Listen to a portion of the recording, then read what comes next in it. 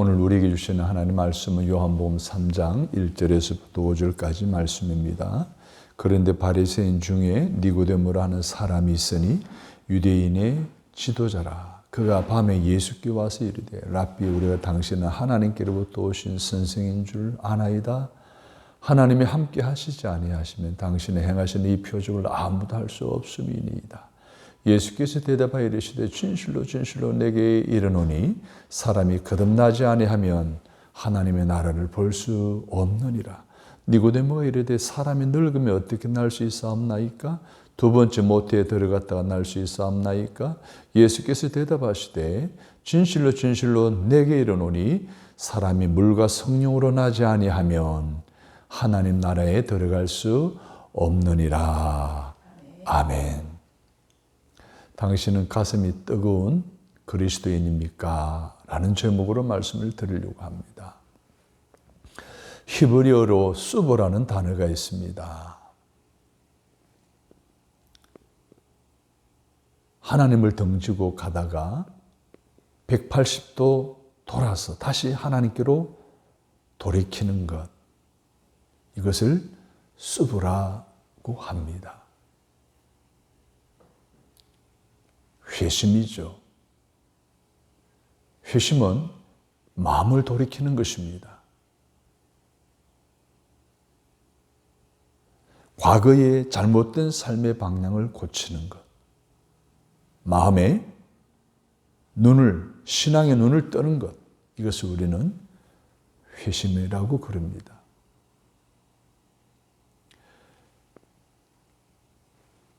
회심에 대한 중요한 경험을 한 인물들이 성경에 있습니다.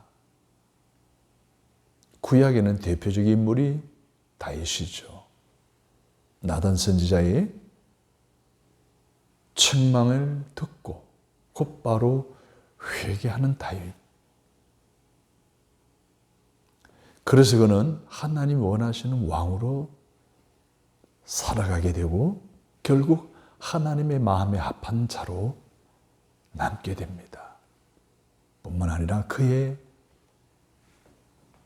왕위 시절에 이스라엘은 역사상 최고의 정점에 이르게 되는 국가의 기반을 다지고 백성들이 편안하게 살게 하는 획기적인 나라를 평안하게 이끌어가는 왕으로서의 차례매김을 하게 되는 계기가 바로 회심 사건 이후였습니다. 신약에서는 사도행전 9장에 보면 예수를 핍박하던 청년 사울이 부활하신 예수님을 다메섹 도상에서 만나 회심하게 이르죠. 핍박자 사울에서 회심 이후 그는 성령의 강력한 임재를 통해서 복음 전도자로 바뀌어지게 됩니다. 그의 회심 이후 사역을 통해서 기독교를 세계적인 종교로 확장시켜 나가는 엄청난 일을 감당하게 됩니다. 또 잘 아는 교회사에서의 회심한 인물을 든다면 성 어거스틴이죠. 방탕한 삶을 살아가던 어거스틴은 어느 날 로마서 13장 자다가 깰 때가 되었다라는 하나님의 말씀을 읽는 순간 회심하는 사건이 일어납니다. 어거스틴의 회심으로 기독교의 신학이 세워졌다라고 이야기합니다. 탑의 경험이라고 불리우는 말틴 루터의 회심 또한 역사적 중요한 의미를 가지고 있습니다. 그는 종교개혁을 일으켰죠. 또 존 웨슬리의 회심 역시 역사적으로 중요한 의미를 갖는 것은 그의 회심으로 감리교 운동이 시작되었고 18세기 혁명 직전의 영국 사회를 안정된 사회로 바꾸는 놀라운 업적을 남기게 됩니다. 사랑하는 여러분, 오늘은 존 웨슬리의 회심 286주년 기념주일입니다. 오늘 저는 회심이 왜 중요한지, 존 웨슬리는 어떤 신앙의 과정을 통해 회심을 경험하게 되었는지, 그 회심 이후에 어떤 결과가 나타났는지, 열매는 무엇인지 살펴보려고 합니다. 1703년 6월 28일 아버지 사무엘 웨슬레와 어머니 수산나 사이에 19명의 자녀 중에 15번째 자녀로 태어나게 됩니다.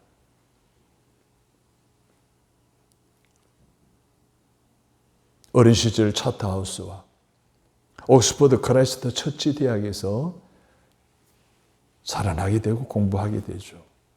어린 시절뿐만 아니라 나중에 옥스퍼드 링컨 대학 교수가 됩니다.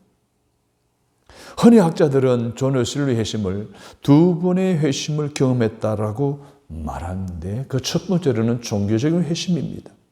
종교적인 회심은 무엇입니까? 신앙적인 것에 관심을 갖게 되는 것을 말합니다. 세속적인 것에 관심을 가지고 살던 사람이 신앙적인 것에 관심을 갖게 되는 것을 바로 종교적 회심이라고 말하는 것입니다. 사실 아버지 웨슬리는 목사이신 아버지 영향을 받고 자랐습니다. 청교도 신앙으로 철저하게 자녀를 양육시켰던 어머니의 영향을 크게 받았습니다. 그렇지만 그는 종교에 대해서는 별로 관심이 없었습니다. 그러다 1725년 22살의 나이가 되어 대학을 졸업할 즈음에 무엇을 할 것인가, 앞으로 진로를 어떻게 할 것인가 하는 그러한 시기에 부모님의 권유로 성직자가 되기로 결심을 합니다. 성직자가 되기로 결심을 한 이후 중요한 삶의 목적을 정하게 되는데 그것이 바로 내적인 성결이었습니다. 그는 하나님 앞에 부끄러움 없는 삶을 살아가는 성직자가 되겠다라고 마음의 결심을 한 겁니다. 우리는 이러한 웨슬리의 결단을 종교적 회심이다라고 말합니다. 자, 그는 성직자가 되기로 결심을 하고 계속 대학에서 대학원 과정을 밟으면서 1725년 9월에 바로 집사, 목사 안수를 받습니다. 그리고 1726년에는 링컨 대학에서 펠로우, 즉 연구 교수가 되어집니다. 그 이듬해는 장로 목사가 됩니다.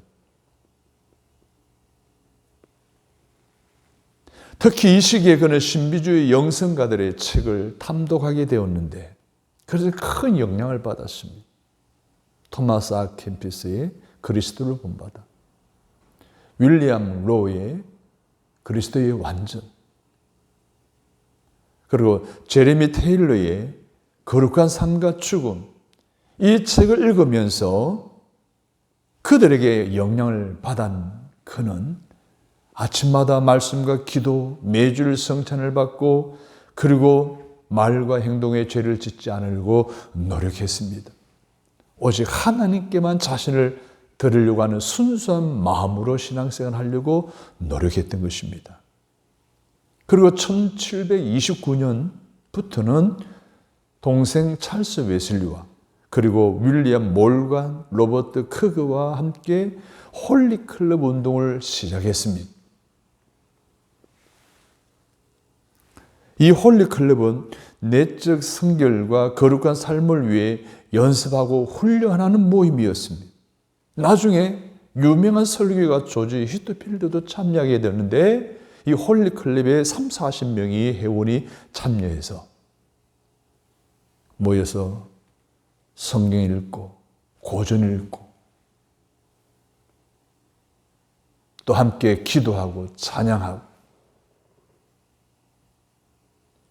고아원을 찾아다니고 교도소를 찾아다니며 그들에게 복음을 전하고 한마디로 하나님을 사랑하고 이웃 사랑하는 일에 최선을 다하는 그들이었습니다. 이들이 이렇게 늘 규칙적으로 모임을 갖는 것을 옥스퍼드 대학 학생들이 지켜보면서 저 규칙쟁이들, 시간을 철저히 지키는 이들이다. 이 메소디스트라는 별명이 나중에는 감리교의 이름이 되었습니다. 그러나 이런 온갖 종교적인 노력에도 불구하고 웨슬리 영혼은 늘 공허했습니다. 내적인 기쁨이 없었습니다. 구원의 확신도 없었고 어떤 성령의 역사도 없었습니다. 그런 웨슬리에게는 종교적인 회심이 아닌 또 다른 회심이 필요했습니다. 종교적인 회심으로는 부족했습니다. 내적 기쁨도 없었고 구원의 확신도 없었고 어떤 성령의 역사도 없었으니 늘 공허하고 늘 냉랭하고 늘 이성적인 것에 머무른 그런 신앙의 삶을 살았던 것입니다. 웨슬리 아버지는 웨슬리가 장로 목사가 되자 자기가 목회하고 있는 교구에 와서 목회하기를 원했지만 거절했습니다. 자신의 구원을 위해 1735년 미국 조지아 선교사로 자원하여 시몬저호를 타고 가는 중 풍랑을 만납니다. 죽음에 두려워 힘들어하고 있는데 찬송 소리가 들립니다. 가서 보니 가판의 한 구석에서 여러 명이, 즉 어른들과 아이들이 함께 손을 잡고 찬송을 부르며 시편을 읽으며 그 얼굴 표정이 너무 평안하고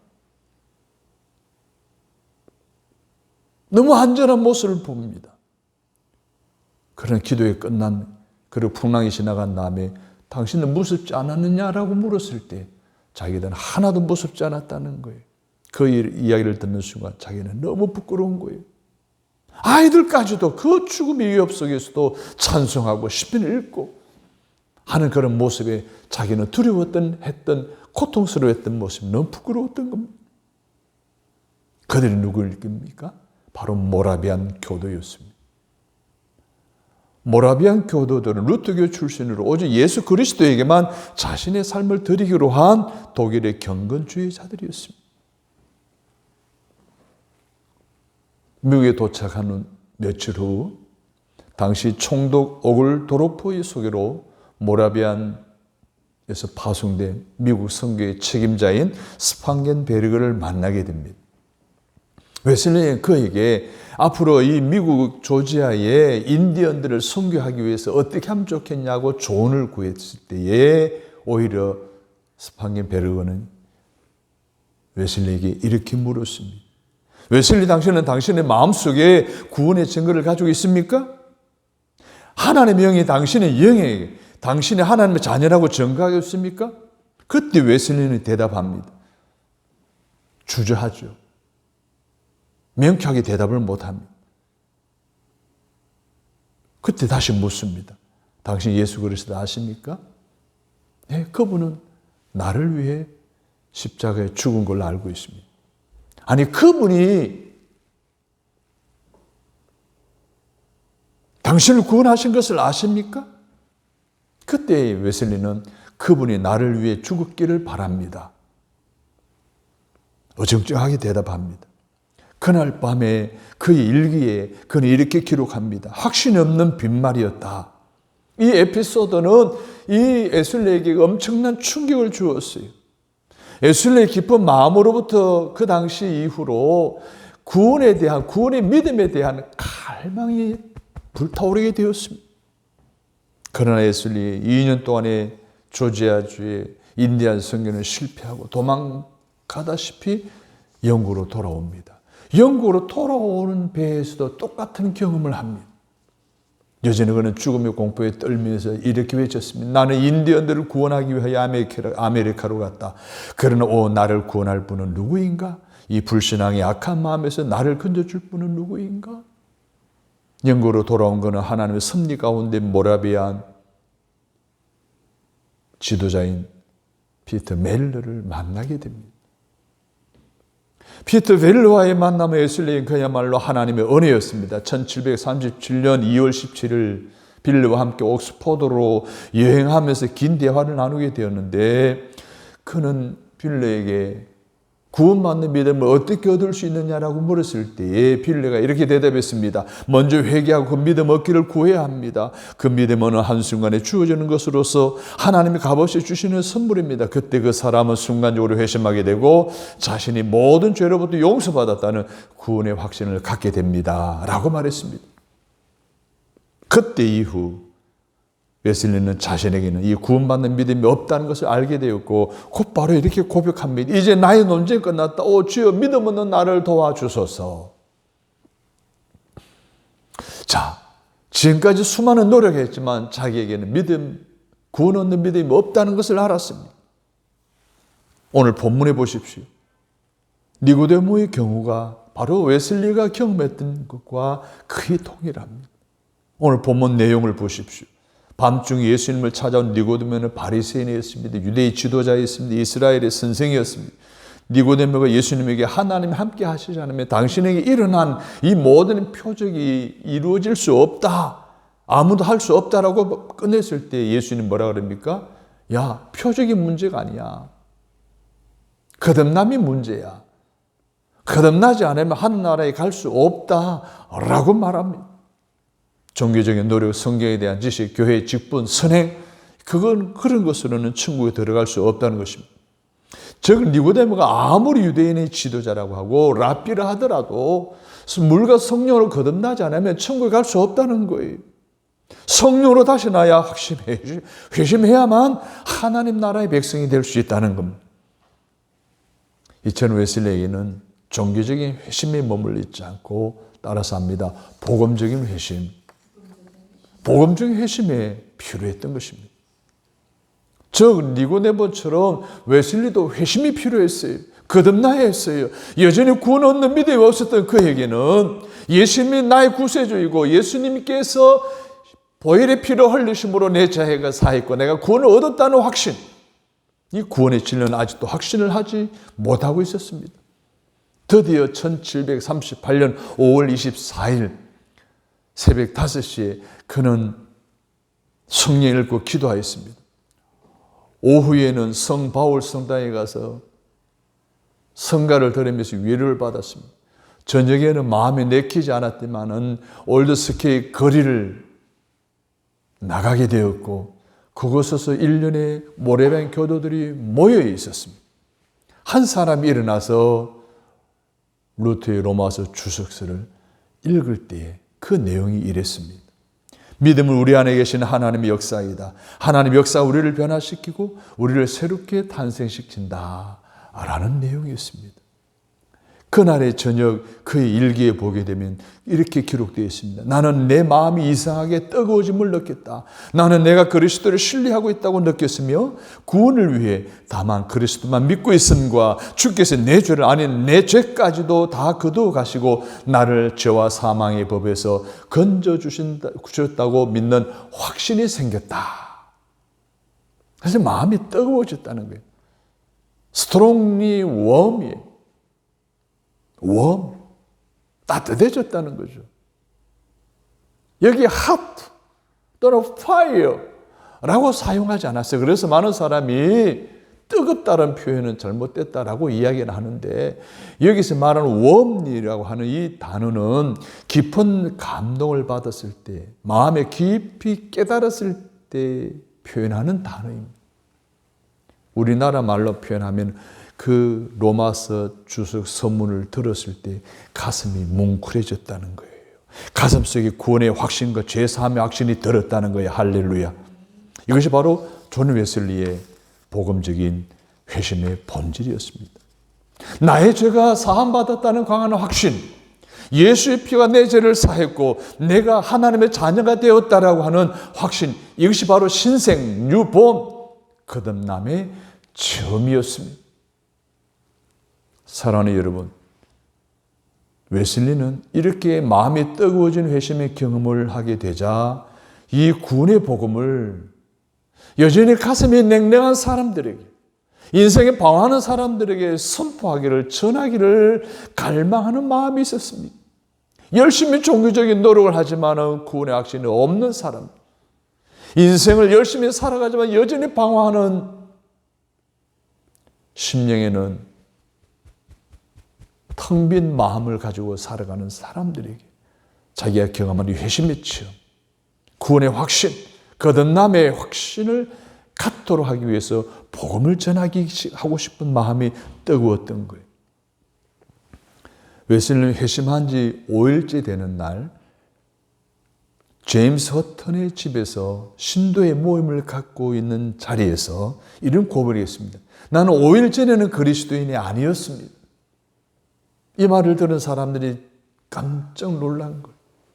이 사건 때문에 성공회로부터 설교를 하지 못하는 금지하는 제재를 받게 됩니다. 그리스도인이 아니라니. 목사가. 그러나 그것이 사실이었습니다. 종교적인 핵심에 매물렀던 그 애는 그리스도 아니었습니다. 성도가 아니었습니다. 교인이었죠. 복음적인 회심 이후 그는 진정한 성도가 있고 그리스도인이 되었던 거예요. 그래서 웨슬리는 뜨거운 마음으로 만나는 사람들마다 구원받는 믿음, 구원의 복음을 전하기 시작했습니다. 그러다 웨슬리의 설교사에게 엄청난 역사를 일으키는 계기를 경험하게 됩니다. 그게 바로 웨슬리 회심 후 페트레인에서의 성령 체험이었습니다. 그게 바로 1739년 1월 1일 60여 명의 감리교 지도자들이 모여서 정기 예찬식을 하고 있을 때 성령님이 그 가운데 임했습니다. 웨슬리는 그날의 사건을 자신의 일기에 이렇게 기록했습니다. 기도를 계속할 때 하나님의 능력이 너무나 강하게 역사하여 우리들 중에 많은 사람들이 기쁨에 넘쳐서 큰 소리를 질렀으며 많은 사람들이 바닥에 쓰러졌다. 우리는 조금 정신을 차렸을 때 주님의 권세 있는 임재에 놀라움과 두려움으로 가득 차 모두 한 목소리로 우리가 당신을 찬양합니다. 오 하나님, 우리가 당신을 우리의 주님으로 인정합니다. 라고 외쳤다. 마치 오순절날 마가의 다락방에 성령이 마신 것 같은 하나님의 역사 표적이 그들 가운데 나타난 겁니다. 이때부터 웨슬리가 설교할 때마다 성령의 강한 역사가 일어납니다. 귀신이 사람들에게서 떠나갑니다. 죄인들이 엎드려 대성통곡합니다. 병자들이 고침을 받게 됩니다. 사람들이 변화되기 시작합니다. 어느 날 런던에 부유한 사람이 아들을 데리고 왔습니다. 고쳐달라는 거예요. 이 아들은 자기 몸에 상하게 하고 칼로 찌르고 무릎 뜯고 막 큰 소리를 지르고 막 정신병자였습니다. 부탁받은 존 웨슬리 목사님 긍휼히 여기는 마음을 가지고 그를 위해 기도했을 때 정신병자가 깨끗이 낫게 되는 은혜도 처음 하는 역사가 기적이 표적이 일어났던 것입니다. 그리고 얼마 후 웨슬리가 또다시 놀라운 삶의 전환을 맞는 일이 발생합니다. 이것을 어떤 목사는 신학자는 웨슬리의 제3의 회심이다 라고 이야기합니다. 그것은 다름 아닌 복음 사역의 5개 사역입니다. 1739년 3월 말이 됐을 때 브리스톨에서 5개 설교 사역을 하는 조지 히트필드로부터 편지를 받습니다. 자기가 미국에 가게 됐는데 대신 네가 이 5개 사역 설교를 맡아줬으면 좋겠다. 이 설교를 듣고 존 웨슬리 목사는 주적을 했어요. 그래서 신도회에다가 이 기도 제목을 이야기하고 함께 기도했습니다. 왜냐하면 그 당시 성공회 목사는 5개에서 설교를 하지 못하게 금지되어 있었기 때문입니다. 간절히 기도하는 가운데 결정을 하게 됩니다. 마치 사도행전에 나오는 제비뽑기 시계 그러한 방법으로 기도하는 가운데 어떻게 합니까? 안디옥에서 성령의 충만함으로 바울과 누굽니까? 바나바를 따로 세우고 기도하고 파송하여 보내잖아요. 그와 같은 일들을 결단하게 됩니다. 그래서 브리스톨로 가기로 합니다. 그래서 4월 둘째 주에 브리스톨 변두리 위치한 공터에 약 3,000여 명의 사람들이 모인 곳에서 처음으로 설교를 합니다. 그 처음 설교가 누가복음 4장의 말씀, 예수님이 당시에 자기의 고향 나사렛의 회당에서 읽으신 말씀을 선포했습니다. 주의 영이 내게 임하셨도다. 주께서 내게 기름을 부으시면 가난한 자에게 기쁜 소식을 전하게 하심이라. 주께서 나를 보내시면 포로된 자에게 자유를, 눈먼 자들에게 포기함을 선포하고 눌린 자들을 놓아주고 주의 은혜를 선포하게 하심이라. 이사의 말씀은 이 존 웨슬리의 평생 사역을 보여주는 것이었습니다. 그래서 하나님이 자기에게 주신 소명을 웨슬리는 발견한 거예요. 그렇기 때문에 웨슬리가 야외 설교를 시작한 그날은 마치 회심 사건, 올더스케이 거리에서의 회심 체험 사건만큼이나, 아니 그보다 더 큰 경미고 중요한 사건이었습니다. 이것을 웨슬리의 세 번째 회심 사건이다라고 말하는 이유가 거기에 있습니다. 그날부터 웨슬리는 야외 설교자로, 순회 선두자로 잃어버린 영혼을 구하기 위해서 말을 타고 전 영국을 다니면서 복음을 전합니다. 기록에 의하면 무려 30만 킬로미터를 말을 타고 복음을 전하며 교도소로, 고아원으로 곳곳 찾아간 복음을 전했다는 거예요. 부흥운동이 시작된 거예요. 1739년 10월 11일 존 웨슬리는 옥스퍼드를 향해 걸어가는 도중에 조나단 에더즈 목사님이 쓴 책 뉴 잉글랜드 안에서 나타난 놀라운 하나님의 역사에 관한 은혜로운 이야기를 읽게 되었습니다. 그 책을 읽으면서 갑자기 이런 생각 들었습니다. 뉴 잉글랜드, 지금 미국 땅이 이런 역사라니. 하나님이 한 분 하나님이시라면 뉴 잉글랜드에서 역사를 일으키신 하나님이 런던에서도 일으키실 것이다. 영국에서 일으키실 것이다. 그리고 조나단 에드워드를 쓰시는 하나님이라 한다면은 영국에서 어떤 사람을 사용하시지 않을까? 그 사람이 바로 나이지 않을까? 이런 생각을 했다는 거예요. 그렇습니다. 하나님 바로 웨슬리를 통하여 영국 땅에 놀라운 부흥을 일으키셨습니다. 런던과 브리스톨 그리고 북부의 뉴캐슬 지역은 그 부흥의 중심지가 되었고 아일랜드와 스코틀랜드 이 복음의 역사가 퍼져나가게 되었습니다. 도덕적으로 영적으로 타락한 영국을 다시 구원시키는 놀라운 혁명, 영적 혁명이 일어나게 된 거예요. 웨슬리는 87세인 1791년 주님의 부르심을 받을 때까지 쉬지 않고 영국 전역을 순회하며 복음을 전했고 주님께 돌아오는 사람들을 신도회로 모이게 했고 그들을 양육하여 어디서 했습니까? 속회에서, 밴드에서 그들을 양육하여 감리교회를 세우고 지금의 감리교회가 태동하게 된 것입니다. 여러분, 한 사람의 회심이 한 나라를 살렸습니다. 전 세계에 깊은 영적 영향력을 미쳤습니다. 오늘 우리에게 웨슬리 회심 사건이 저와 여러분들의 사건이 되기를 위해 기도하기를 바랍니다. 저는 여러분 두 가지 질문합니다. 여러분은 회심하였습니까?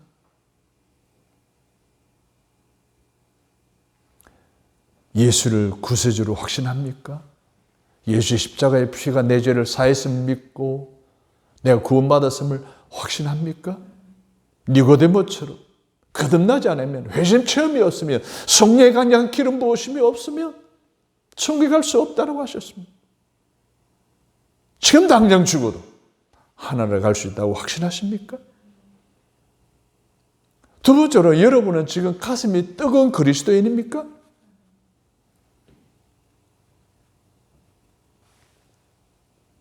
우리 감리교회는 가슴이 뜨거운 그리스도인들입니다. 혹시 여러분의 가슴이 냉랭하게 식어 있다면, 그래서 예수님의 십자가 죽음에 대해 들으면서 별로 감동이 없고 영혼구원에 대한 갈망이 식어져 있다고 한다면 당신은 분명히 그 심령에 심각하게 병이 들어있다라고 봐도 될 것입니다. 혹시 우리 중에 그런 분이 있다면 다시 하나님의 은혜를 회복하시기를 간절히 바랍니다. 여러분, 감리교인들은 하나님을 사랑하는 사람입니다.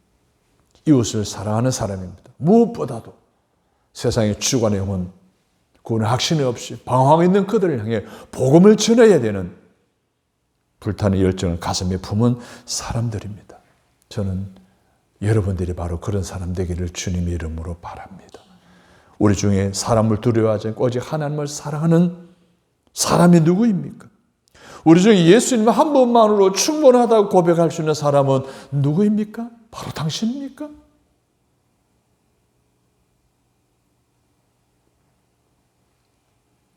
가슴이 뜨거운 그리스도인 되어지는 은혜가 여러분이 있게 되기를 주님의 이름으로 축복합니다.